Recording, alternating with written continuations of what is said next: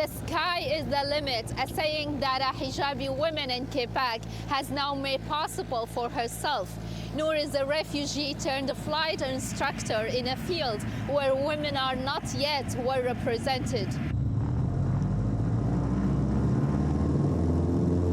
Nour Utayim has long dreamed of being an aviator, following the path of her late father, a pilot for Syrian Airlines. I always looked at his photos with love. I always wanted to be in his place. I always wanted to fly like he did. Now, unfortunately, he died when I was 5, so I also miss him all the time.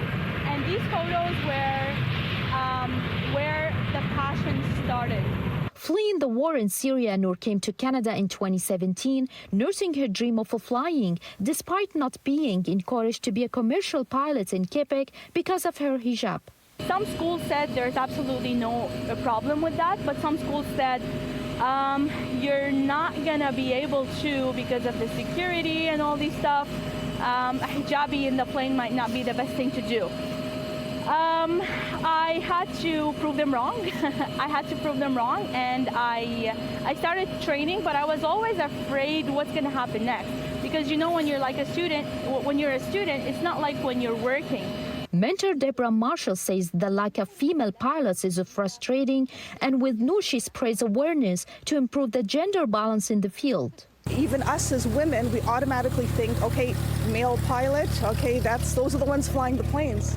So we really, whenever we have that opportunity, if we can get the information out, we do certain events like Women in Aviation Day, just to raise that awareness that we are more than capable of doing any job as well, like a male.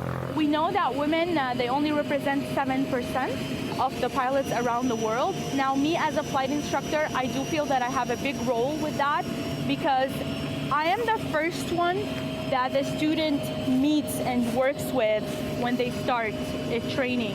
So when I have female students, my job is to make them love it more, is to make them want to fly more. And when they see that I can do it, it's a proof for them, without me saying anything, that they can do it as well. And there's nothing obstructing them, there's nothing stopping them from realizing their dreams. The refugee with empty pockets who came to Canada as a passenger has now taken a seat as an instructor. In Montreal, Reham Al Azem, City News.